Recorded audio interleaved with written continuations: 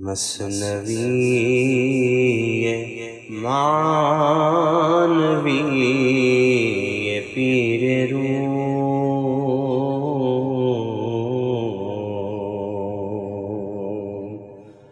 مثنوی معنوی پیر روم،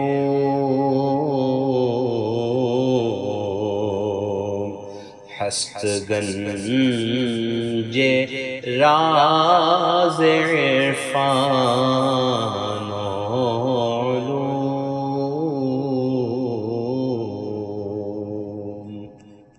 بسم اللہ الرحمن الرحیم، الحمدللہ رب العالمین، والصلاة والسلام علی سیدنا مولانا محمد سید الاولین والآخرین وعلی آلہ واصحابہ اجمعین، اما بعد۔ گزشتہ ہم نے بات جہاں پر روکی تھی اس میں یہ بتایا گیا تھا کہ حضور اکرم صلی اللہ علیہ وسلم ایک صحابی کی مزاج پرسی کے لیے تشریف لے گئے۔ وہاں پر کئی باتیں اس سلسلے میں اس سے متعلق بیان ہوئی۔ اب اس واقعے کا جو بقیہ حصہ ہے وہ آج ہم پڑھیں گے۔ گفت پیغمبر مرا بیمار را، چوں عیادت کرد یار زار را۔ حضور صلی اللہ علیہ وسلم نے اس بیمار سے مزاج پرسی کے دوران کچھ محسوس کیا، کیونکہ انسان کو جو پریشانیاں آتی ہیں، تکلیفیں آتی ہیں، اس میں زیادہ تر ظاہری اسباب کے طور پر اگر ہم دیکھیں تو اس کی اپنی غلطیوں کا نتیجہ ہوتا ہے۔ اس نے بعض ایسی غلطیاں کی ہوتی ہیں کہ وہ اس کے لیے مصیبت بن کے سامنے آتی ہیں۔ تو یہاں تک کہ کوئی آدمی بیمار پڑتا ہے تو کبھی کبھار اس کا بیمار پڑنا بھی اس کی اپنی غلطیوں کی وجہ سے ہوتا ہے۔ تو یہاں پر حضور صلی اللہ علیہ وسلم نے محسوس کر لیا کہ اس بیماری کی کیا وجہ ہے۔ تو جب آپ نے اپنے اس صحابی سے پوچھا، کچھ سوالات کیے تاکہ ان کو ہدایت اور رہنمائی کر سکیں کہ کس وجہ سے آپ کو یہ بیماری آئی ہے، کہ مگر نوئے دعائے کر دے از جہالت زہر بائے خردے۔ حضور صلی اللہ علیہ وسلم نے فرمایا شاید تم نے کوئی ایسی دعا کی ہے کہ جو تمہارے حق میں تم سمجھ رہے تھے کہ یہ دعا ہے، لیکن کبھی کبھار انسان ایسی دعائیں کر بیٹھتا ہے جو حقیقت میں اس کے حق میں بد دعا ثابت ہو جاتی ہے، اس کو پتہ نہیں چلتا۔ ایسی کوئی چیز مانگ لیتا ہے جو اس کے حق میں پریشانی کا باعث بن جاتی ہے۔ تو حضور صلی اللہ علیہ وسلم نے محسوس کیا کہ انہوں نے کوئی ایسی دعا کی ہے اور وہ دعا من و ان قبول ہو گئی، اس کی وجہ سے یہ پریشانی میں مبتلا ہوئے ہیں، یعنی نادانی کی وجہ سے انہوں نے زہریلا شوربہ پی لیا ہے۔ وہ کیفیت ہوئی، نادانی تھی، شربت سمجھ کے پی لیا، حالانکہ اس میں زہر تھا، وہ معاملہ ہو گیا۔ یاد آور چہ دعائے گفتئے، چوں ز مکر نفس می آشفتئے۔ تو آپ نے فرمایا کہ یاد کرو ایسی کوئی تم نے دعا کی تھی، تمہارے نفس نے کوئی ایسی چال چلی تھی کہ جس سے تمہارے نفس نے تم سے کچھ دعا کرا دی اور تم نے نادانی میں یا خوش دلی میں، صاف دلی میں ایسی کوئی دعا کر دی۔ کبھی کبھار انسان اچھے ارادے کے ساتھ بھی بعض اچھی دعائیں کر دیتا ہے اور وہ برداشت نہیں کر پاتا۔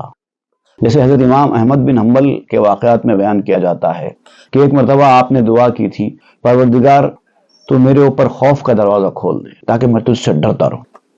اس کے بعد ان کے اوپر خوف کا دروازہ کھل گیا، کھلتے ہی آپ برداشت نہیں کر سکے اور فوری پھر آپ نے دعا کی پروردگار یہ خوف کا دروازہ میرے اوپر اتنا ہی کھول جتنا میں برداشت کر سکوں، تب جا کے ان کو راحت نصیب ہوئی۔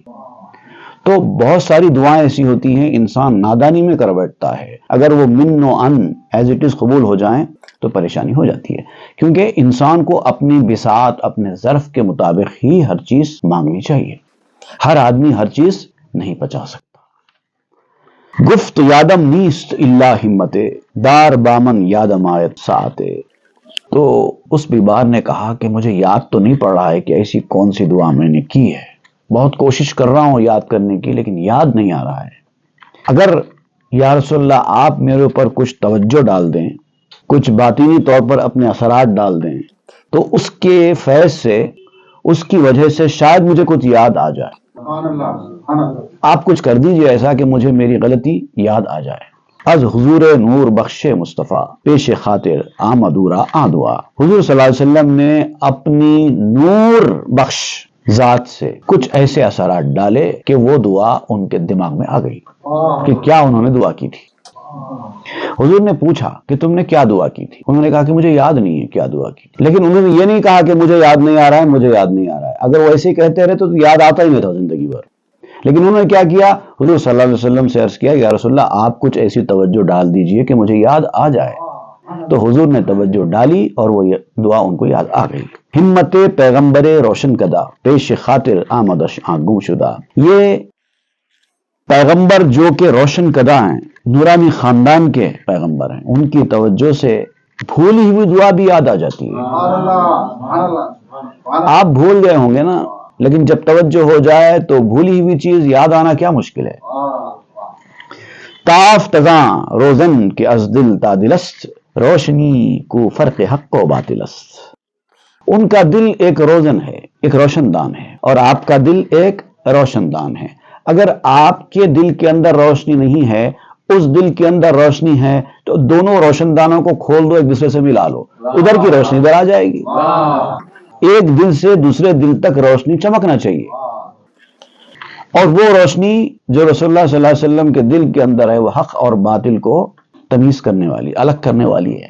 وہ روشنی جب پڑے گی تو ہر چیز کلیئر کٹ ہو جائے گی. اندھیرے میں بہت ساری چیزیں دکھائی نہیں دیتی، اندھیرا ہے دکھائی نہیں دیتی، جیسے روشنی پڑتی ہے پتہ چل جاتا ہے کون سی چیز کیا ہے. گفت اینک یاد امامت اے رسول آ دعا کہ گفت امن بالفضول. تو اس بیمار نے کہا کہ یا رسول اللہ، وہ دعا جو میں نے کی تھی، مجھ بے وقوف نے کی تھی، مجھ بالفضول نے کی تھی، مجھے یاد آ گئی. یعنی آپ کو فوری احساس ہو گیا کہ حضور صلی اللہ علیہ وسلم نے چونکہ فرما دیا تھا کہ تو نے کوئی ایسی دعا کی ہے کہ تو بیمار ہوا ہے، تو فوری ہی آپ کو اس بات کا احساس ہوا کہ حضور کے منہ سے نکلا ہے کہ جو دعا کی تھی میں نے غلط کی تھی، تو لہٰذا اس کو فوری کا فوری دعا کیا ہے حضور کے سامنے بیان کرنے سے پہلے ہی اس بات کا اقرار کر دیا کہ میں نے غلط کی تھی اور میں بالفضول بے وقوف انسان جو میں نے ایسی دعا کی. یہ تھا صحابہ کرام کے ایمان کی کیفیت. حضور نے فرما دیا تم نے دعا بھی غلط کی تھی، فوری قبول کر لیا کہ میں نے بے وقوف ہوں میں جو میں نے ایسی دعا کی تھی. اب دعا کیا ہے سنائیں گے، پھر حضور فرمائیں گے کہ اس دعا میں کیا خرابی ہے، وہ بات کا مرحلہ ہے. پہلے ہی آپ نے قبول کر لیا کہ میں بے وقوف ہوں. چون گرفتار گناہ می آمدم غرخہ گشتہ دست پائے می زنم. ہوا یہ تھا کہ جب میں ایک دور میں ایسے دور میں تھا جب میں گناہوں میں مبتلا ہو گیا تھا. یعنی ایسے آدمی کی طرح تھا جو دریا میں ڈوب جاتا ہے، تیرنا نہیں آتا، تو جو چیز پکڑتا ہے اس سے سہارا لینے کی کوشش کرتا ہے. ڈوبتے کو تنکے کا سہارا کہا جاتا نا، وہ کیفیت ہو گئی تھی میری. میں نکلنا چاہتا تھا، اپنے آپ کو گناہوں سے بچانا چاہتا تھا، لیکن نکلنے کا راستہ نہیں آتا تھا. ہاتھ پاؤں مارتا تھا گناہوں کے اس دلدل سے نکلنے کے لیے. پر گناہ بابے کشائش می زنت غرخہ دست اندر حشائش می زنت. گناہگار جو ہے جب نجات کا دروازہ کھٹکھٹاتا ہے تو اس کی کیفیت یہی ہوتی ہے، ڈوبتا ہوا ہوتا ہے اور گھاس پر ہاتھ مارنے لگتا ہے. جب اس کو احساس ہو جاتا ہے کہ میں غلط راستے پر جانے لگا ہوں اور اس سے بچ نہیں پا رہا ہوں، اس راستے سے نکل نہیں پا رہا ہوں، تو ڈوبتا ہوا آدمی کس طرح سے گھاس پہ بھی ہاتھ مار کے اپنے آپ کو بچانے کی کوشش کرتا ہے، میری وہ کیفیت ہو گئی تھی. است تحدید و وحید می رسید مجرمارا از عذاب بس شدید. ایک طرف تو میں گناہوں میں ڈوبا ہوا تھا اور نکلنے کی کوشش کر رہا تھا، دوسری طرف آپ بار بار گناہوں کے بارے میں، اللہ کے عذاب کے بارے میں مجھے بتاتے جا رہے تھے کہ یہ گناہ کریں گے تو یہ عذاب آئے گا، گناہ گاروں کے لیے سخت عذاب ہوگا، آخرت کی زندگی ایسی ہو جائے گی ویسی ہو جائے گی. پہلے ہی ایک آدمی گناہوں میں مبتلا ہے، اس کے اوپر اس کو عذابوں کی اور وعیدوں کی باتیں سنائی جا رہی، اس کی کیا کیفیت ہوگی. خوف میرے اوپر طاری ہو گیا، اب میرا کیا ہوگا.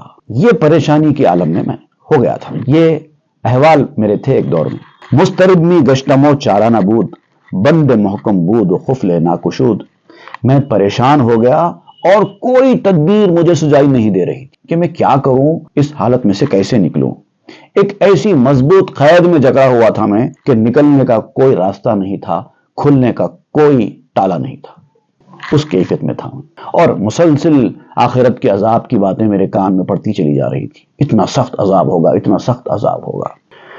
نہ مقام صبر نہ راہ گریز، نہ امید توبہ نہ جائے ستیز.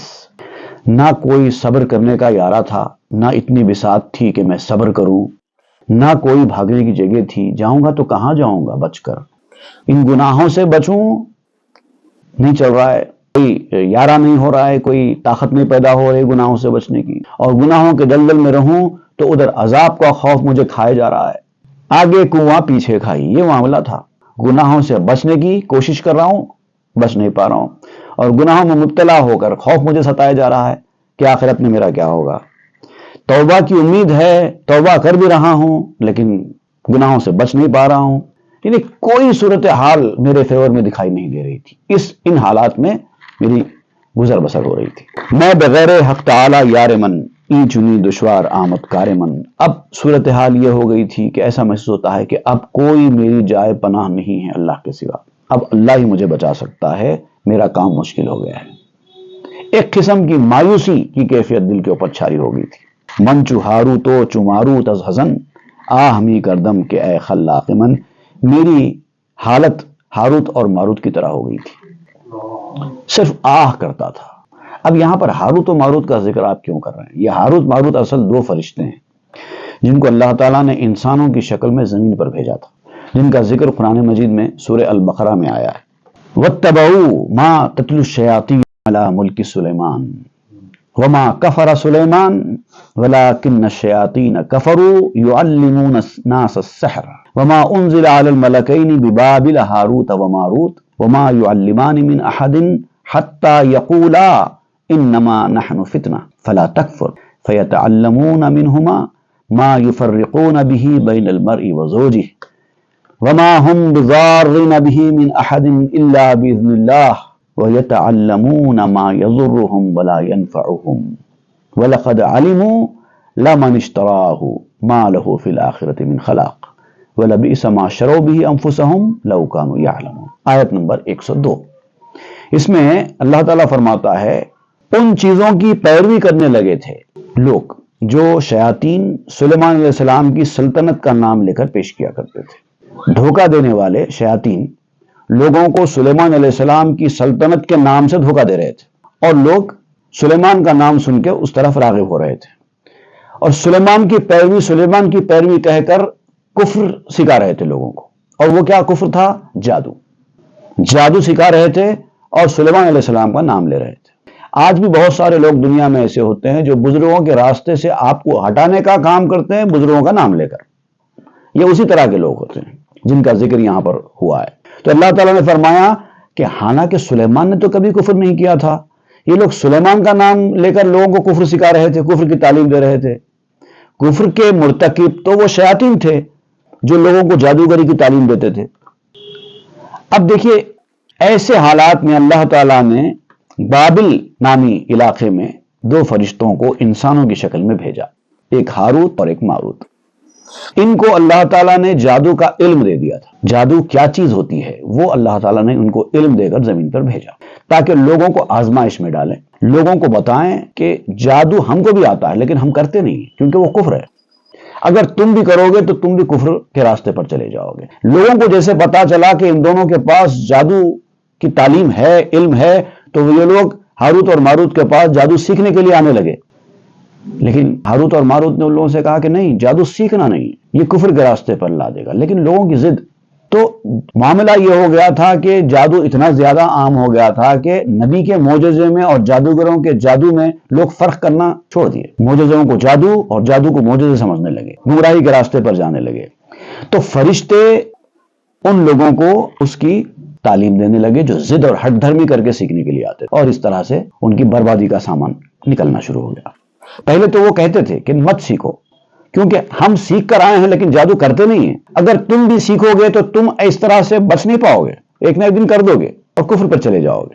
یہ آزمائش ہے جو اللہ تعالیٰ نے ہم کو دے کر تمہاری آزمائش کے لیے بھیجا ہے۔ حتی یقولا انما نحن فتنہ فلا تکفر، یہ آزمائش ہے، کفر کے راستے پر مت جاؤ۔ فیتعلمون منہما ما یفرقون بین المرء وزوجہ، تب یہ لوگ کفر کرتے تھے جادو سیکھ کر، تو کیا کرتے تھے جادو میں؟ شوہر اور بیوی میں جدائی ڈالنے کا کام کرتے تھے۔ یہ جادوگروں کی خاص صفت ہوتی ہے، دو لوگوں میں لڑائی ڈالنا۔ اب یہاں پر بھی اللہ تعالیٰ نے جو کلمات استعمال فرمائے، بین المرء وزوجہ، بین المرء وزوجتہ ہی نہیں فرمایا، حالانکہ مذکر کے ساتھ تانیث مؤنث استعمال ہونا چاہیے، بین المرء وزوجتہ، لیکن یہاں پر بین المرء وزوجہ کا لفظ استعمال کیا، حالانکہ یہاں پر سینس تو میاں بیوی کا ہی ہے، لیکن یہ زوج کے لفظ میں ایک نزاکت رکھ دی گئی، حالانکہ زوجتی بھی آ سکتا تھا، بین المرء و امرأتہ بھی آ سکتا تھا، اور بین المرئی و بالہ بھی آ سکتا تھا، کئی الفاظ آ سکتے تھے، لیکن زوجی کا لفظ استعمال کیا۔ زوج اصل میں کہتے ہیں جوڑے کو، دو جوڑوں میں جدائی ڈال دینا۔ عربی زبان میں زوج کے معنی میں لکھا گیا ہے کہ الشکل یکون له نقیض کالرطب والیابس والذکر والانثی، کچا پکا، یہ دو چیزیں ہوتی ہیں، یہ بھی ایک جوڑا ہے، یہ بھی ایک جوڑا ہے، ایک کچا ایک پکا۔ تو کسی بھی جوڑے کے اندر جدائی ڈال دینا یہ شیطان کا کام ہے، اور یہ لوگ جادو کے ذریعے یہی کام کرتے تھے۔ اور ظاہر بات ہے کہ یہ اللہ تعالیٰ کا حکم تو نہیں تھا جادو سیکھنے کے لیے، اور اللہ تعالیٰ کسی کو ضرر دینے کا کوئی کام بھی پسند کرتا ہی نہیں، کوئی بھی عمل جس سے کسی کو ضرر ہو اللہ تعالیٰ کے پاس پسندیدہ نہیں ہے، لیکن اس کے باوجود وہ لوگ سیکھتے تھے، اور وہ سیکھنا ان کے لیے خود کے لیے نفع بخش نہیں تھا، ان کے لیے خود کے لیے نقصان دہ تھا۔ اور جو دنیا کی زندگی اس طرح سے اللہ کی نافرمانی کے ذریعے حاصل کرنا چاہتا ہے اس کو اللہ تعالیٰ آخرت میں محروم کر دیتے ہیں اپنی نعمتوں سے۔ وَلَبِئْسَ مَا شَرَوْا بِهِ أَنفُسَهُمْ، انہوں نے جو دنیا میں خریدا بہت برا خریدا، نہیں خریدنا چاہیے تھا۔ لَوْ كَانُوا يَعْلَمُونَ، کاش کہ وہ سمجھتے کیا کر رہے ہیں یہ لوگ۔ یہ ذکر آیا ہے ہاروت و ماروت کا، لیکن اس کے علاوہ اور بھی کچھ باتیں ہاروت ماروت سے متعلق بیان کی جاتی ہیں۔ چونکہ ان کو انسان کی شکل میں بھیجا گیا تھا، لہٰذا وہ انسان بن کر بشری لبادہ لے کر، بشری لباس پہن کر جب دنیا میں آئے تو بشریت کے تقاضے کے طور پر ان سے غلطی ہو گئی، اور اللہ تعالیٰ نے ان کی غلطی پر ان کو دبوچ لیا۔ فرشتوں سے تو غلطی نہیں ہوتی، لیکن چونکہ انسان بن کر آئے تھے تو انسان کی سرشت میں غلطی لکھی ہوئی ہے، تو ان سے بھی غلطی ہو گئی۔ تو چونکہ فرشتے تھے اللہ تعالیٰ نے ان کی غلطی کو گوارا نہیں فرمایا، فرمایا کہ اب تمہارے اوپر عذاب آئے گا، قیامت کے دن تم کو عذاب میں جھونکا جائے گا۔ تو فرشتوں نے اللہ تعالیٰ کے بارگاہ میں معروضہ کیا، پروردگار ہم نے آخرت کے عذاب کو اچھی طرح جان لیا ہے، اب تجھ سے درخواست کرتے ہیں کہ ہماری غلطی پر ہم کو عذاب دینا ہی چاہتا ہے تو دنیا میں دے دے، جو سزا تو ہم کو دینا چاہتا ہے دنیا میں دے دے، ہم بھگت لیں گے، آخرت کے عذاب سے ہم کو بچا لے۔ کیونکہ وہ فرشتے تھے، وہ دیکھ کر آئے تھے نا آسمان سے آخرت کا عذاب کتنا سخت ہوتا ہے۔ وہ کہتے تھے کہ بھائی دنیا میں جتنے دن بھی رہیں گے عذاب سے جھیلو، ایک دن تو ختم ہونے والا ہے، لیکن وہ ختم نہ ہونے والا عذاب ہے، تو ختم نہ ہونے والے عذاب سے ختم ہو جانے والا عذاب پھر بھی بہتر ہوتا ہے۔ انہوں نے دنیا کا عذاب حاصل کر لیا۔ یہ کہانی بیان کی جاتی ہے، یہ ساری کہانی قرآن میں ہے نہ حدیث میں، شاید کسی تاریخی کتابوں میں ہے، اسی کا ذکر یہاں پر اسی کے حوالے سے مولانا روم بیان کر رہے ہیں۔ تو جس طرح ہاروت اور ماروت نے بڑی خرابی سے اپنے آپ کو بچانے کے لیے چھوٹی خرابی لے لی، اسی طرح میں نے اپنے گناہوں کے عذاب سے اپنے آپ کو بچانے کے لیے اللہ تعالیٰ سے عرض کر دیا پروردگار دنیا میں مجھے سزا دے دے مگر آخرت میں بچا لے۔ اس طرح کی دعا میں نے کر لی۔ اب حضور صلی اللہ علیہ وسلم ان کو تنبیہ فرما رہے ہیں ایسی دعا بھی نہیں کرنا چاہیے۔ اب دیکھیے آگے بیان ہوگا۔ اس خطر ہاروت و ماروت آشکار، چاہے بابل را بے کردند اختیار۔ ہاروت اور ماروت نے خطروں کی وجہ سے، عذاب کی سختیوں کا خیال کر کے علانیہ طور پر بابل کے کنویں کو پسند کر لیا، ان کے کنویں کے اوپر لٹکا دیا گیا ان کو زندگی بھر، موت آنے تک اب لٹکتے رہو، اور انہوں نے پسند کر لیا وہ عذاب کو، کیونکہ آخرت کے عذاب کے معاملے مقابلے میں وہ عذاب بھی چھوٹا ہے، بہت چھوٹا ہے۔ بھئی کوئی آدمی اگر کسی کو 1 کروڑ روپے دینا ہے اور اس کو 10 روپے پر ٹلا دیا گیا، جانے تو 10 روپے دے کے چلے جاؤ، تو اس کے لیے تو بہت بڑی عید کا دن ہوگا نا۔ تو ہاروت اور ماروت کو پتا تھا کہ آخرت کے عذاب کے معاملے میں پوری زندگی الٹے ٹنگ کر لٹک جانا 1 کروڑ کے مقابلے میں 10 روپے ہے، بہت سستے میں چھوڑ گئے۔ اس طرح سے ہاروت اور ماروت نے خیال کیا، پسند کر لیا کنویں کے پانی کو۔ تا عذاب آخرت اینجا کشند، گر پزندو عاقل و ساحر وشند، تاکہ آخرت کے عذاب کو دنیا میں یہیں پر بھگت لیں اور وہاں سے بچ جائیں۔ ہوشیار ہیں، عقل مند ہیں، جادو سیکھ کر آئے ہیں، عقل مندی کا مظاہرہ کیا انہوں نے، بڑے عذاب کے مقابلے میں چھوٹے عذاب کو پسند کر لیا۔ نیک کردن دو بجائے خیش بود، سہل تر باشد ز آتش رنج دود۔ اچھا کیا، کیونکہ وہ عذاب بہت سخت تھا، یہ عذاب چھوٹا سا تھا، یہ تو صرف موت تک ہے، پتہ نہیں کتنے سال کے بعد موت ہے، اس کے بعد خود بخود یہ عذاب ختم ہو جائے گا۔ تو ان کا یہ آپٹ کرنا اچھا تھا، بامحل بھی تھا، مناسب بھی تھا۔ اب آپ کہتے ہیں کہ دھوئیں کی جو تکلیف ہوتی ہے، دھواں نکلنے سے جو آنکھوں میں تکلیف ہوتی ہے، وہ آگ کی تکلیف سے تو کم ہوتی ہے۔ آگ میں جھونکے جانے کی جو تکلیف ہوتی ہے اس کے سامنے دھوئیں کی تکلیف کیا بڑی چیز ہے۔ حد ندارد وصف رنج آ جہاں، سہل باشد رنج دنیا پیش آ۔ اس عالم آخرت کی جو تکلیف ہے، اس کے عذاب کی جو شدت ہے، اس کی تو کوئی حد ہی نہیں ہے، لمٹ لیس ہے۔ اور دنیا کی تکلیف اس کے سامنے بہت آسان، کیونکہ یہ لمیٹڈ ہے۔ اے خنک کو جہاد می کنت، بر بدن زجرے و دادے می کنت۔ قابل مبارکباد ہے وہ آدمی جو دنیا میں مجاہدہ کرتا ہے، دنیا کی خواہشوں کے پیچھے نہیں بھاگتا ہے، دنیا کے پیچھے نہیں بھاگتا ہے، دنیا کے لوگوں کی باتوں میں نہیں آتا ہے، آخرت کی تیاری کرتا ہے، اور اپنے بدن کو آرام آسائش میں نہیں جھونکتا ہے، تکلیف پریشانی اٹھا کر صبر کرتا ہے، اپنے بدن کے ساتھ انصاف کرتا ہے، وہ مبارکباد آدمی ہے۔ تاز رنجے آ جہانے وارحت، بر خودی رنجے عبادت می نہد، تاکہ اس جہان کی تکلیف سے نجات حاصل کر لے، اسی لیے اپنے اوپر عبادتوں ریاضتوں کا بوجھ ڈالتا ہے۔ عبادتوں ریاضتوں کا جو بوجھ ہے انسان کے اوپر، ابتدا میں تھوڑا تکلیف دہ محسوس ہوتا ہے کیونکہ اس کو عادت نہیں ہوتی، لیکن جیسے جیسے وقت گزرتا ہے ہر چیز اس کے لیے آسان ہوتی جاتی ہے۔ ایک آدمی نمازوں کا پابند نہیں ہے، اس کے لیے نمازوں کی پابندی کرنا دشوار کام ہے، لیکن اگر وہ آخرت کے عذاب کو پیش نظر رکھے تو اپنے آپ کو اس عذاب سے بچانے کے لیے اگر پڑھے تو پھر نمازیں پڑھنا بھی اس کے لیے آسان ہو جائے گا، پھر وہ بھی ابتدائی دنوں میں۔ جب عادت ہو جاتی ہے پھر تو لائف روٹین بن جاتی ہے، بلکہ اس کے بعد تو حالت یہ ہوتی ہے کہ چھوڑنا اس کو گوارا نہیں ہوتا۔ تو اپنے اوپر عبادتوں ریاضتوں کی مشقت ڈالو تاکہ اس جہاں میں نہ صرف عذاب سے بچ سکو بلکہ اس جہاں کی نعمتیں مل سکیں۔ من ہمی گفتم کے یارب آ عذاب، ہم دری عالم براں برمن شتاب۔ تو اب میں نے بھی یہ کہا اللہ تعالیٰ سے کہ اے میرے خدا، وہ سزا جو تو نے میرے لیے ان گناہوں کی وجہ سے آخرت میں رکھی ہے، مجھے اس سے نجات دے کر جو سزا دینا ہے دنیا میں دے دے، جلدی جلدی جاری کر دے تاکہ میں یہ سزا اٹھا لوں اور اطمینان سے آخرت میں مزے سے رہ سکوں۔ یہ دعا میں نے کر ڈالی۔ تا دراں عالم فراغت باشدم، درچنی درخواست حلقہ میزدم، تاکہ اس عالم آخرت میں مجھے فراغت حاصل ہو جائے، کوئی بار میرے اوپر نہ رہے۔ اور یہ دعا بھی میں نے ایک بار نہیں کی، درچنی درخواست حلقہ میزدم، حلقہ زد کرنا مطلب کھٹکھٹا کے کسی چیز کو مسلسل بولنا، دعا پہ دعا کرتا جا رہا تھا۔ اے اللہ مجھے دنیا میں ہی دے دے، اے اللہ مجھے دنیا میں ہی سزا دے دے گناہوں کی، آخرت میں مت رکھ میرے لیے۔ نیچنی رنجور یہ پیدام شد، جان من از رنج بے آرام شد۔ اس کے بعد اس قسم کی بیماری میرے اندر پیدا ہو گئی کہ اب میری جان تکلیف سے بے آرام ہو گئی، اب مجھے یہ پل قرار ہے نہ وہ پل قرار ہے، تکلیف میں ہوں، بیماری جاتی نہیں ہے۔ میری ہی دعا نے مجھے یہ بیماری میں مبتلا کیا، بے آرام ہو گیا ہوں، پریشان ہو گیا ہوں۔ مادام از ذکر و از اوراد خود، بے خبر گشتم ز خیش و نیک و بد۔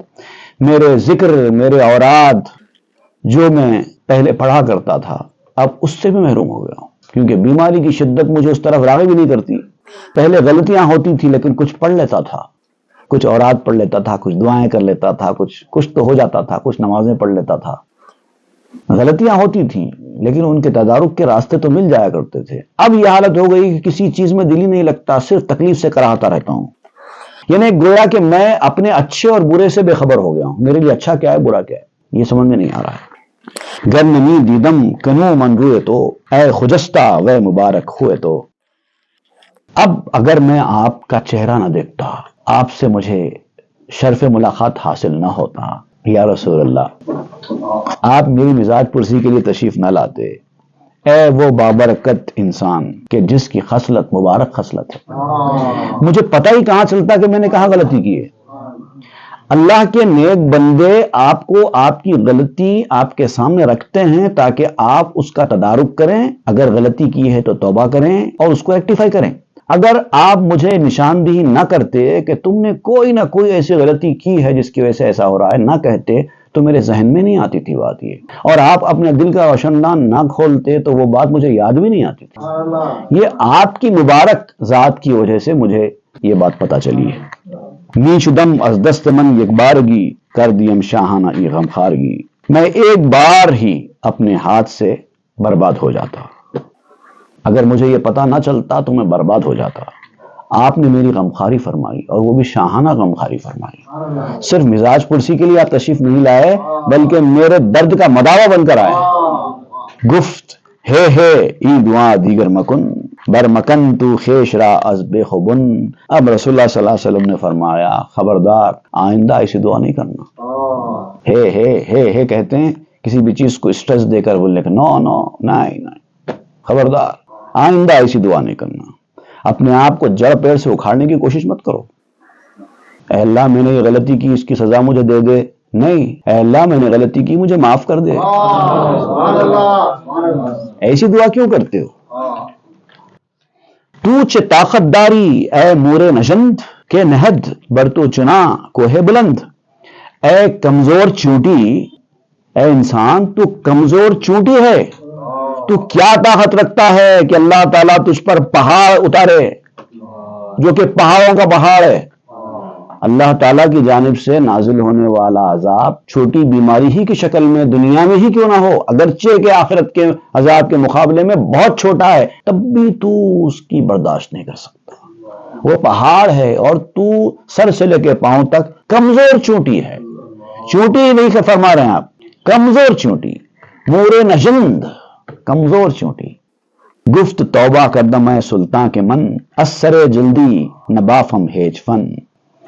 تو اب اس بیمار صحابی نے کہا کہ اے میرے بادشاہ میں توبہ کرتا ہوں، آئندہ سے کبھی عجلت میں کوئی اس طرح کا فیصلہ نہیں کروں گا زندگی میں. جب تک آپ سے کچھ پوچھوں گا نہیں کچھ نہیں کروں گا.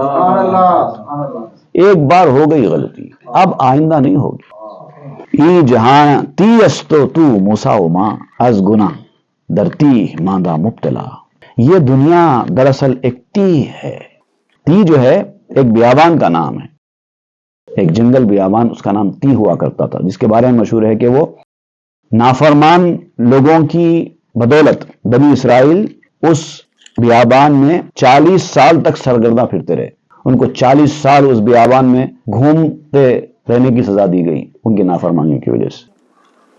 اور حالانکہ ان کے اوپر من و سلوا جیسی نعمتیں بھی اتاری گئی، پتھر پر پانی کے چشمے بھی پھوٹے، فن فجرت من حسنت عشرت عینا، سب وہی ہوا. لیکن بہرحال نافرمانیوں کی سزا کے طور پر ان کو وہاں پر چھوڑا گیا. تو آپ کہتے ہیں کہ یہاں پر یہ دنیا بھی اسی طرح ہے، انسانوں کو اس تیہ میں چھوڑ دیا گیا ہے. حالانکہ ان کے اوپر فضل و کرم ہو رہا ہے، ان کو رزق دیا جا رہا ہے، ان کو صحت دی جا رہی ہے، ان کو عزت دی جا رہی ہے، دنیا میں ان کو مقام دیا جا رہا ہے، لوگ نام آوری حاصل کر رہے ہیں، کامیابیاں حاصل کر رہے ہیں، سب کر رہے ہیں. لیکن ہے تو گناہوں کے بدلے کی جگہ، کوئی کام کی جگہ نہیں ہے. دنیا گندی جگہ ہے. دنیا تیہ بیابان کی طرح کا مقام ہے. سزا کے طور پر دنیا میں کسی کو چھوڑ دیا جائے وہ معاملہ ہے، ویسا ہے. تو کہتے ہیں کہ صحابی رسول اللہ سے، یا رسول اللہ یہ دنیا تیہ کا میدان ہے، وہ بیابان ہے، اور آپ موسیٰ ہیں. ہم جو ہے آپ کے رہتے ہوئے ہمارے گناہوں کی وجہ سے یہ تیہ کے بیابان میں مبتلا ہو کے رہ گئے. سال ہا رحمی روے مو در اخیر، ہم چنا در منزل اول اسیر. ہم ایک سالوں کی مسافت ڈسٹنس طے کرتے ہیں. کوئی بھی چیز حاصل کرنے کے لیے ہماری کیفیت اور آپ کی کیفیت میں فرق یہ ہے کہ ہم کوئی چیز حاصل کرنے کے لیے سالوں کی مسافت طے کر کے ڈسٹنس طے کر کے جاتے ہیں، اور آپ تو پہلی منزل پہ یہ سب لے لیتے ہیں. اب اس کے بعد چونکہ موسیٰ علیہ السلام کا ذکر نکل گیا تھا تو اب آپ یہاں پر موسیٰ علیہ السلام کی تعریف فرما رہے ہیں. اب دیکھیے بڑی دلچسپ چیز ہے یہ. موسیٰ علیہ السلام کی تعریف کیوں ہو رہی ہے بڑا آخر میں آپ کو پتا چلے گا، سسپنس. قوم موسیٰ راہ می پیمودہ اند، آخر اندر گام اول بودان. حضرت موسیٰ علیہ السلام کی قوم کا معاملہ ایسا ہی تھا کہ وہ راستہ طے کرتی تھی، چلتی تھی، ایک منزل سے دوسری سے تیسری، چوتھی، ایسا چلتی تھی. لیکن بعد میں ان کو پتا چلتا تھا کہ وہ پہلی منزل میں ہی ہے، بھی آگے نہیں بڑھے ہیں. تو چلتے جیسے آپ کو لانگ ڈسٹینس سفر پہ کبھی جاتے ہیں، آپ کو پتا نہیں ہے کہ کتنا کلومیٹر پہ ہے. یہاں سے آپ دلی جا رہے ہیں، آپ یہ سوچ کے نکل گئے کہ شاید یہاں سے 50 کلومیٹر پہ دلی ہوگا. یہاں سے 50 کلومیٹر گئے، 60 کلومیٹر گئے، 70 کلومیٹر گئے، 100 کلومیٹر گئے، دلی آتے ہی نہیں ہے. ابھی دلی دور ہے، ہم اس دلی دورست کہتے جا رہے ہیں، دلی آتا ہی نہیں ہے. کتنا سفر کرنے کے بعد 100 کلومیٹر 150 کلومیٹر ہونے کے بعد جب کسی سے پتا چلا کہ ابھی آپ پاؤ رستہ بھی نہیں آئے، وہ معاملہ آپ کہہ رہے ہیں موسیٰ علیہ السلام کی قوم کا ایسے ہو گیا تھا. گر دلے موسیٰ زما راضی بدے، تیہ راہو کراں پیدا شدے. اگر موسیٰ علیہ السلام کا دل ہم سے خوش ہوتا اگر موسیٰ علیہ السلام کو خوش کر کے وہ قوم چلی ہوتی تو یہ کیفیت سے نہیں گزرتی. تیر کا راستہ بھی معلوم ہو جاتا باہر نکلنے کا اور کنارہ بھی معلوم ہو جاتا, لیکن انہوں نے موسیٰ کو خوش کرنے کی کوشش ہی نہیں کی.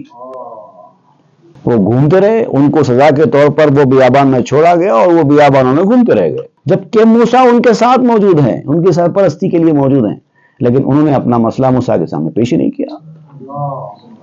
ور بکل بیزار بودے او زمان کے رسید من سلوہ السما. لیکن موسیٰ علیہ السلام ان سے مکمل طور پر بیزار بھی نہیں تھے. اب دیکھیے, بڑی نزاکت, محبت اور عقیدت رکھنے والوں کے لیے بڑی نازک بات آپ یہاں پر فرما رہے ہیں. موسیٰ علیہ السلام اس قوم سے مکمل طور پر بیزار اور ناراض بھی نہیں تھے. حالانکہ ناراض تھے, ان کی سرکشیوں کی وجہ سے موسیٰ علیہ السلام ان سے ناراض تھے, لیکن مکمل طور پر بیزار بھی نہیں تھے. اگر موسیٰ بیزار ہوتے تو من و سلوہ کیسے اترتا؟ دیکھیے, اب پازیٹیو چیز آپ نکال رہے ہیں. اگر اللہ تعالیٰ, یقینی بات ہے ہماری نافرمانیوں کی وجہ سے, ہمارے گناہوں کی وجہ سے اللہ تعالیٰ ہم سے ناراض ہوگا, لیکن اگر اللہ تعالیٰ ہم سے پوری طرح بیزار ہوتا تو ہم کو یہ دین کیوں دیتا, یہ دامن کیوں دیتا, یہ نسبت کیوں دیتا؟ اگر اللہ تعالیٰ کو ہماری بھلائی ہی منظور نہ ہوتی تو ایسے رسول کیوں دیتا, ایسے پیر کیوں دیتا؟ پیر ایسا ملا نبی ویسا, فضل رب قدیر کیا کہنا, یہ فضل ہے. کہ سنگے چشمہا جوشاں شدے در بیاباں تا امان جاں شدے. پتھر سے چشمے جوش کب مارتے جنگل میں, وہ 12 چشمے پھوٹ کر کیسے نکلتے, اور وہی 12 چشمے ان کی جان کی امان ثابت ہوئے, اسی کی وجہ سے وہ لوگ زندہ رہے. بل بجائے خاں خود آتش آمدے اندری منزل لہب برما زدے. بلکہ خان کے بجائے آگ برستی ہوتی, آسمان سے وہ خان من و سلوہ کے اتر کے کہاں آتے, اس کے بجائے آسمان سے آگ دہک کر آتی, برس کر آتی, ان کی نافرمانیوں کی وجہ سے. یہ لوگ تو نافرمانی کر رہے ہیں اور اللہ تعالیٰ ان پر آگ اور عذاب برسانے کے بجائے ان کو کھانے پینے کا مزیدار کھانا بھیج رہا ہے. ایسا تھوڑی ہوتا ہے. یہ موسیٰ آپ کی وجہ سے ہے, آپ ہی کے صدقے میں ہے. اندری منزل لہب برما زدے, اور اس منزل پر آنے کے بعد ان کے اوپر لہب, لہب کہتے ہیں آگ کے شعلوں کو, لپٹ, لپٹ کہتے ہیں نا, جو آگ نکلتی ہے تو ایک شعلے نکلتے, ان کے چہرے پر آگ کے شعلے پڑتے. اگنی جوالا, اگنی جوالا پڑتی ان کے اوپر. چوں دو دل شد موسیٰ اندر کار ماں گاہ خصم ماست گاہ یار ماں. چونکہ ہمارے معاملے میں موسیٰ علیہ السلام 2 دل ہیں, کبھی ہمارے دشمن ہیں کبھی ہمارے دوست. بڑی پیاری بات ہے یہ, ابھی آپ کو یہ شعر سمجھ میں نہیں آ رہا ہے لیکن میں آپ کو سمجھاؤں گا. چوں دو دل شد موسیٰ اندر کار ماں گاہ خصم ماست گاہ یار ماں. چونکہ ہمارے معاملے میں موسیٰ 2 دلے ہو گئے, کبھی ہمارے دشمن ہیں کبھی ہمارے دوست ہیں. کیا بات, اس مطلب یہ کہ موسیٰ علیہ السلام ان سے مکمل طور پر ناراض اور بیزار بھی نہیں ہیں اور مکمل طور پر خوش بھی نہیں ہیں. ان کی نافرمانیوں کی وجہ سے ناراض ہیں, لیکن ناراضگی اس حد تک نہیں ہے کہ بیزار ہو گئے ہوں. تو کبھی مہربانیوں سے پیش آتے ہیں, کبھی خیالداری کرتے ہیں. ایسا معلوم ہوتا ہے کہ ان کی طرح کا خیالدار ہماری زندگی میں کوئی نہیں ہے, اور کبھی کبھی غصہ کر دیتے ہیں, کبھی کبھی جھڑک دیتے ہیں, کبھی کبھی ڈرا کے بھیجا دیتے ہیں. ایسا لگتا ہے کہ ان کو ہم سے کوئی دلچسپی نہیں ہے. یہ 2 دلے ہونا ہے, اور یہ تربیت میں ضروری ہے. جب تربیت کی جاتی ہے تو یہ طریقہ کار اختیار کرنا ضروری ہو جاتا ہے. جب انسان غلطی کرتا ہے تو اس غلطی کی وجہ سے اس سے ناراض ہوتے ہیں, لیکن جب کوئی اچھا کام کرتا ہے تو اس کی تعریف بھی کرتے ہیں, اس کی پذیرائی بھی کرتے ہیں. تو کبھی دوست ہے کبھی دشمن ہے. احساس, دوستی کا احساس اور دشمنی کا جو احساس ہے وہ بیان کر رہے ہیں. دشمن ہے نہیں, لیکن جو ان کو فیل ہوتا نا کہ شاید موسیٰ ہمارے دشمن ہو گئے, کہ ہمارے ساتھ ایسا برتاؤ کر رہے ہیں, ہمارے اوپر اتنی سختی کر رہے ہیں, ایسا محسوس ہوتا ہے. کیوں ہمارے ساتھ اتنی سختی ہوتی ہے, کیوں ہم کو اتنا ٹوکا جاتا ہے.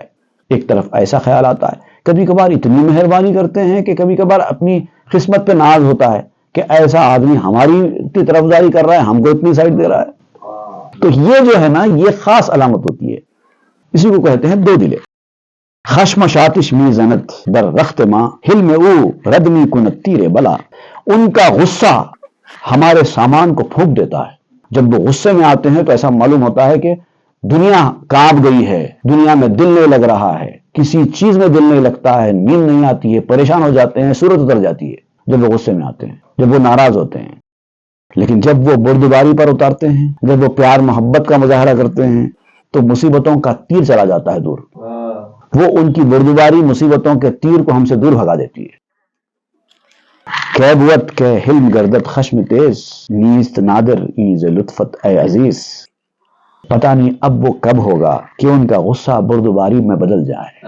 جب وہ غصے میں آتے ہیں تو دل ایسے خیال کرتا ہے کہ پتہ نہیں اب کب ان کا غصہ ان کی محبت میں بدل جائے، بردباری میں بدل جائے۔ نیست نادر ایز لطفت اے عزیز، اے خدائے عزیز، یہ تیری مہربانی سے دور تو نہیں ہے۔ تو چاہے تو موسیٰ کو ایسے بنا سکتا ہے، میرے موسیٰ کو میرے حق میں ایسے بنا دے کہ ان کا غصہ بھی مہربانی بدل جائے۔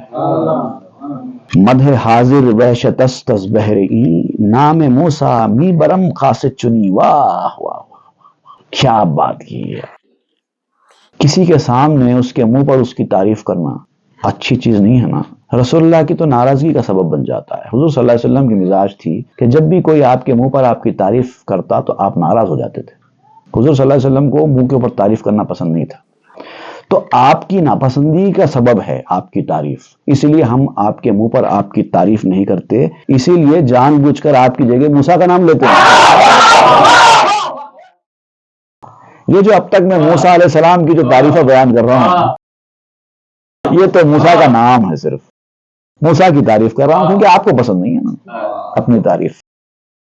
ورنہ موسیٰ کہ روا دارت کے من، پیش تو یاد آورم از ہیچتن۔ ورنہ موسیٰ علیہ السلام خود کب گوارا کرتے کہ آپ کے سامنے بیٹھ کر موسیٰ کی تعریف کریں۔ موسیٰ علیہ السلام کو خود ناپسندہ ہو جاتا یہ کہ ارے بے وقوف تو کس کے سامنے بیٹھ کے کس کی تعریف کر رہا ہے؟ محمد رسول اللہ کے سامنے بیٹھتا ہے اور میری تعریف کر رہا ہے۔ تو موسیٰ علیہ السلام کہاں خوش ہوتے آپ کے سامنے بیٹھ کر ان کی تعریف کرنا، لیکن کیا کریں آپ کو بھی ناپسند ہے نا، اسی لیے آپ کی تعریف کرے بغیر بھی جی رہتا نہیں ہے۔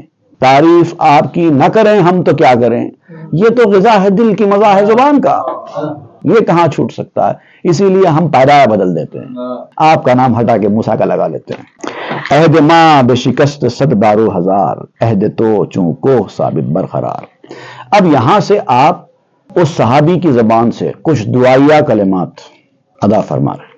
اب آپ اس کے بعد کچھ دعائیہ کلمات پر مشتمل اشعار بیان فرما رہے ہیں، انشاءاللہ وہ ہم آئندہ کے درس میں پڑھیں گے۔ صلی اللہ تعالی علی خیر خلق سیدنا محمد وآلہ واصحابہ اجمعین والحمدللہ رب العالمین۔ مثنوی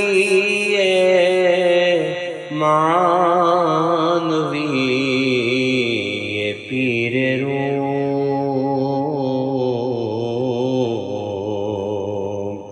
ہست گنج راز عرفان